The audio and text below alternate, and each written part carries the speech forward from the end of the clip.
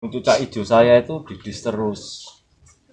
Nah, sudah habis bodrek banyak, tapi tetap didis. Ini jawabnya dari mana dulu ini Mas? Dari bodreknya dulu atau dari didisnya dulu ini? Sebenarnya kalau cucak hijau didis itu sebuah masalah yang harus kita pecahkan. Itu langkah pertama kita itu jangan langsung minum bodrek dulu Mas. Gitu. Iya, duduk minum kopi sama temen dulu, coba dikupas bareng. Kalau gejala mumetnya itu enggak kunjung mereda 3-4 hari, ya itu kita harus minum bodrek karena kita sakit Mas. Belum sudah minum bodrek berarti salah. Mas.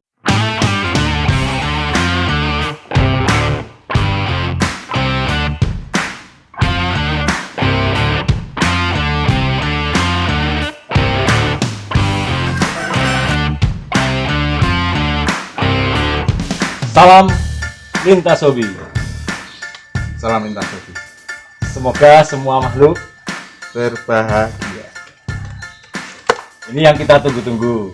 Kita ketemu lagi dengan Dokter Aan. Banyak yang tanya di konten-konten yang sebelumnya kedatangan Mas Aan, ditunggu-tunggu di tayangan lintas hobi. Cuman tempo hari masih gondrong ya Mas. Iya. Terus sekarang dipangkas. Kenapa Mas? Masuk sekolah Mas. Masuk sekolah. Sekolah lagi. Harus pangkas. Nanti foto ijazahnya ada di gondrong kan enggak muat itu nanti fotonya. Frame-nya enggak muat Mas. Nah ini dari konten kita yang berapa bulan yang lalu timbul banyak sekali pertanyaan yang DM ke saya seputar permasalahan cucak hijau. Nah, ini banyak yang tanya dan mumet ini. Kenapa burung cucak hijau saya itu didis terus? Nah, sudah habis bodrek banyak, tapi tetap didis. Ini jawabnya dari mana dulu ini Mas? Dari bodreknya dulu atau dari didisnya dulu ini? Sebenarnya kalau cucak hijau didis itu sebuah masalah yang harus kita pecahkan. Itu langkah pertama kita itu jangan langsung minum bodrek dulu Mas. Gitu. Iya, duduk minum kopi sama temen dulu, coba dikupas bareng. Kalau gejala mumetnya itu enggak kunjung mereda 3-4 hari, ya itu kita harus minum bodrek karena kita sakit Mas. belum sudah minum bodrek berarti salah. Mas. Minum kopi dulu. Mantap. Katanya ini ya, lebih untuk relaksasi ya. Untuk relaksasi, suplemen otak. Gitu ya Mas. Ekstra nutrisi untuk otak. Oke Mas An. Kita langsung ke pokok permasalahan. Boleh? Ya. Tentang cucak hijau didis. Apa saja sih kira-kira faktor penyebab didisnya seekor cucak hijau? Sebenarnya kalau kita ngomongin didis di cucak hijau, itu variabelnya kan banyak banget. Jadi harus kita kupas satu-satu. Kenapa sih penyebab cucak itu didis di rumah atau di gantangan? Kan begitu. Nah, sebelum kita masuk ke bahasan itu, mungkin ini sekedar pertanyaan balik aja, mungkin saya nanya sama Mas Agus bahwasanya sama teman-teman juga, apakah didis itu penyakit? Menurut Mas Agus gimana? Bukan. Bukan, kan? Betul sekali. Kenapa? Didis itu tingkah laku yang wajar. Tingkah laku yang wajar untuk seekor individu cucak hijau, jantan betina sama, yaitu didis karena itu perilaku untuk nata bulu teman. Nah, ini kalau kita mandiin burung, masih dia kadang ngisi, kan didis juga sebenarnya. Yang jadi masalah atau permasalahan utamanya kan ketika dia itu didis di gantangan, kan begitu. Bukan berarti terus oh ini didis terus tidak masuk neng kriteria. Nah, ini mungkin sedikit sedikit mengupas kenapa sih hijau di gantangan kalau didis kelamaan kok si juri jadi ilfil sampai oh coret dis, karena hijau didis itu nggak mungkin dia bawa materi Mas, kan gitu. Kasarnya dianggap ngetem. Kalau kelamaan ya mungkin ada beberapa EO yang kasih toleransi. Kalau di laber atau labras kan masih ada toleransi tuh Mas, bisa nyenggol sekali, 2 kali enggak apa-apa, 3 kali mungkin udah keterlaluan ngetemnya kan gitu. Secara burung yang lain kan banyak yang enggak miss juga kan, iso ya bisa buat Mas. Karena pertanda burung didis kalau di gantangan itu ya pertanda dia kerjanya enggak ngeduh gitu. Ada jeda pasti ada ya. Jeda pasti. Enggak, materinya enggak akan tersampaikan penuh itu. nggak tersampaikan, mesti ada jeda-jeda atau waktu dia didis itu mesti tidak mungkin itu didis kok sambil jatuh itu jarang, kecuali cuma nyenggol tas, nah, itu ada kalanya sepersekian detik. Seperti itu. Untuk mengupas kenapa sih hijau didis, nah, secara general dulu ya mas, dalam artian kayak tadi individu di rumah habis mandi itu didis pasti, karena itu tingkah laku untuk noto bulu, untuk menata merapikan bulu, perilaku alami mas. Nah kalau ngomongin penyebab cucak hijau didis di gantangan, nah itu perlu kita kupas lebih mendalam. Pernah tahu berarti? Sering. Saya juga mas kan begitu.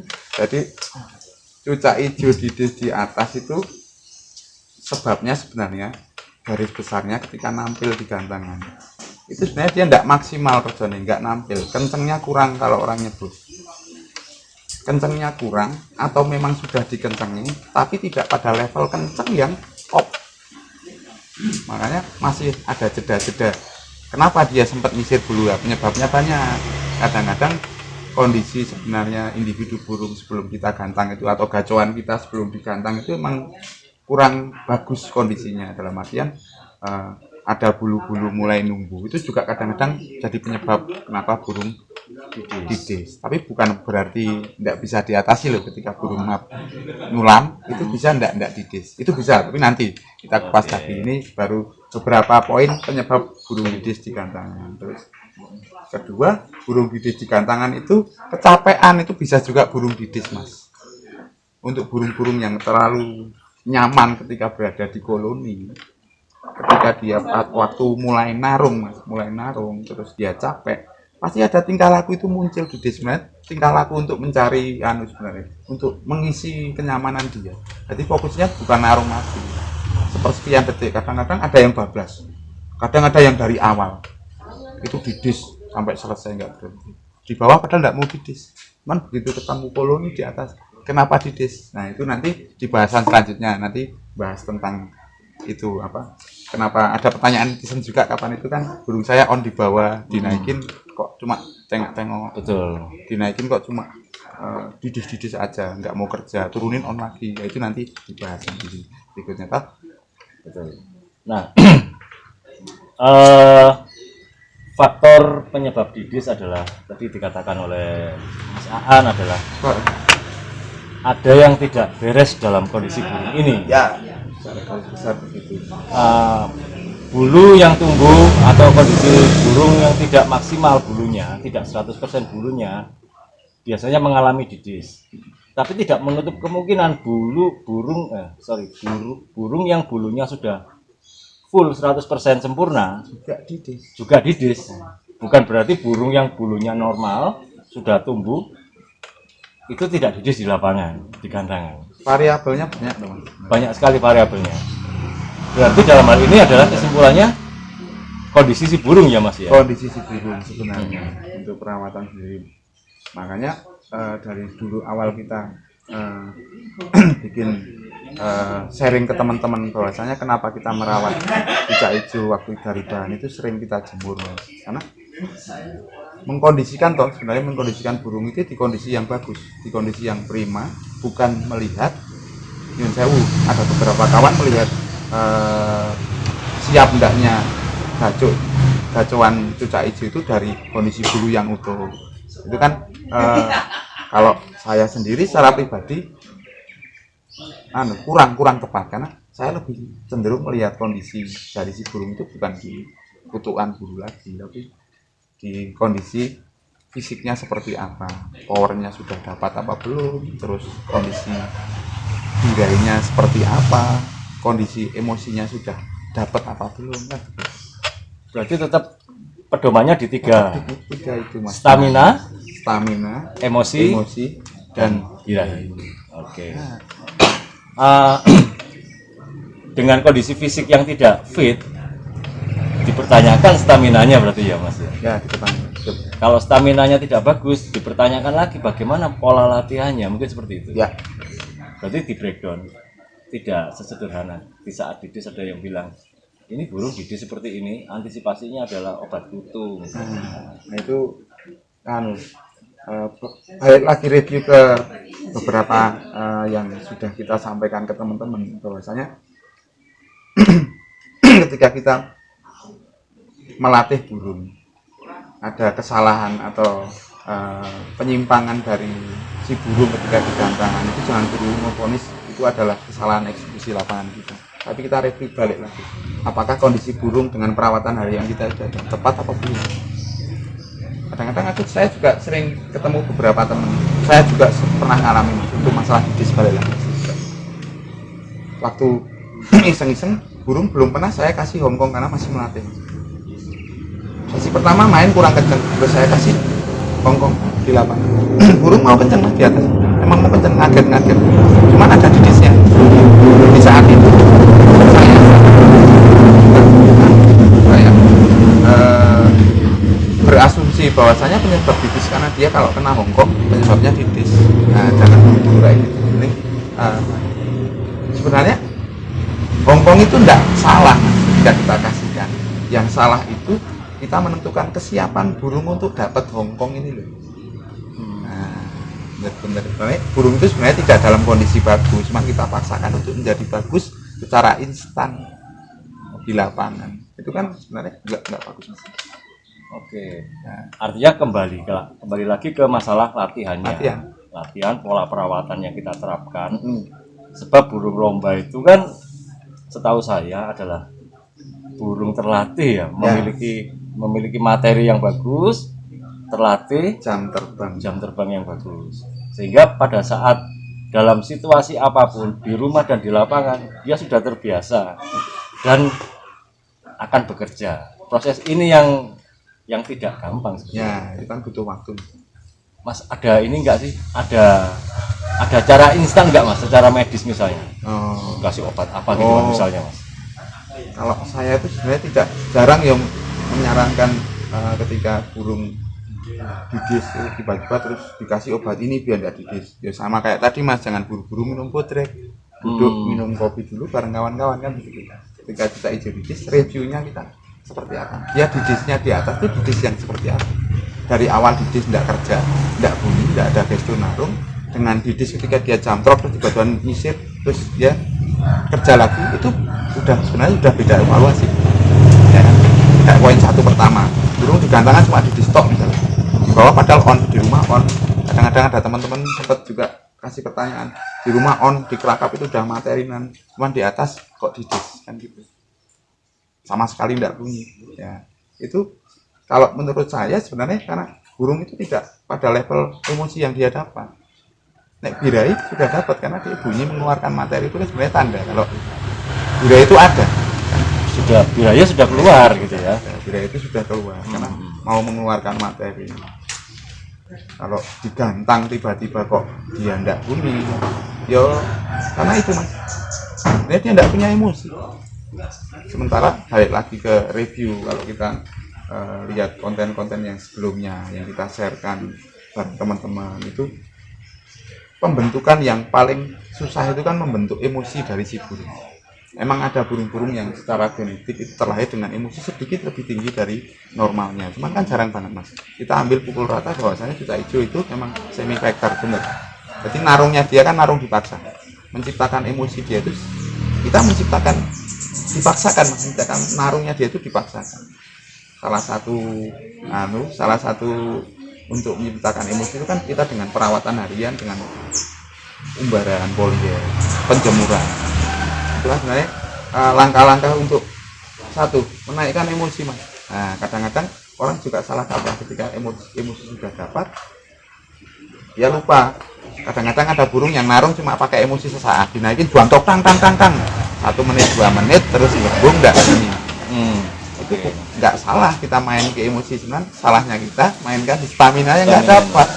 Bekal staminanya yang dia enggak dapat. Makanya begitu burung itu naik narung, ada yang cuma gembung misalnya, kadang-kadang sampai ada burung yang nampar-nampar.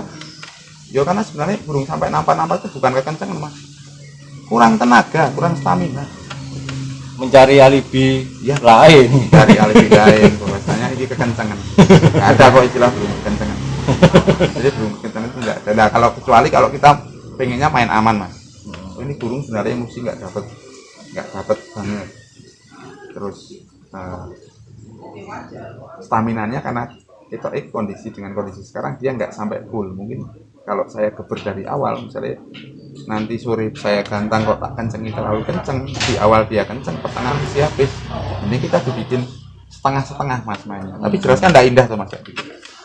Setengah kopling kerjanya. Setengah kopling, tidak indah lagi. Mau kenceng nggak bisa, mau pelan juga nggak bisa. Bisa. Itu yang pertama tadi mas, kalau kita reviewnya kerawatan harian, karena burung kan di atas tidak ngambil. Kalau yang burung di atas masuk gantangan, dibuka dia langsung on mas, langsung marung di tengah-tengah atau di awal atau di akhir dia kadang-kadang sering nyenggol 1, 2. Nah itu kalau seperti itu agak bisa kita pakai trik sebenarnya mas. Kalau untuk kasus-kasus yang seperti itu sebelum digantang itu mas, itu masukin ke umbaran aja. Terus kalau kita ngomong digusah, dipus, burung dipus biar terbang 10 sampai 20 kali. Dengan syarat kalau burung sudah siap lomba kayak dulu bilang kan burung udah mapan tuh mas, jadi terbangnya nggak ngacak. Itu 20 kali, udah masuk ke dalam sangkar langsung kita bawa gantangan.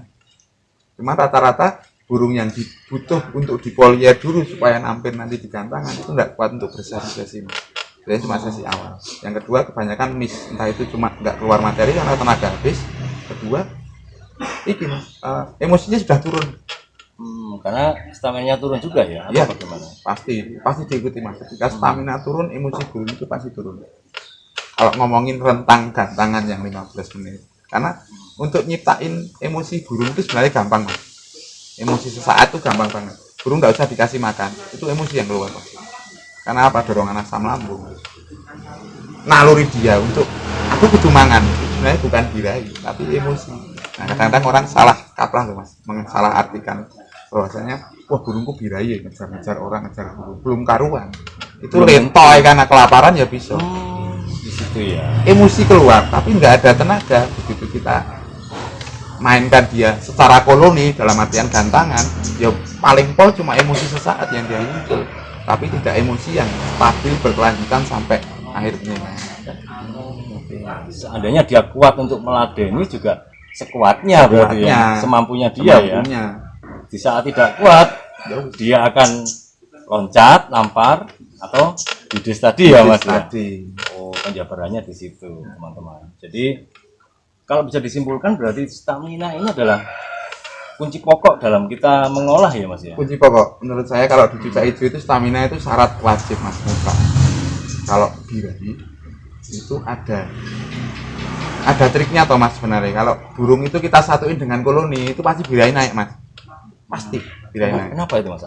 Ya pasti karena koloni toh mas, birahi koloni. Ketika ketemu koloni dorongan EF kita udah naik, paling tidak perawatannya rutin, burung sehat atau jelas kita bawa. Syaratnya tadi satu itu burung sehat dijaduin sama-sama yang lain, itu yang muncul pasti birahinya yang naik. Akan terjadi persaingan di situ atau bagaimana mas? Secara dia kan dewasa toh mas.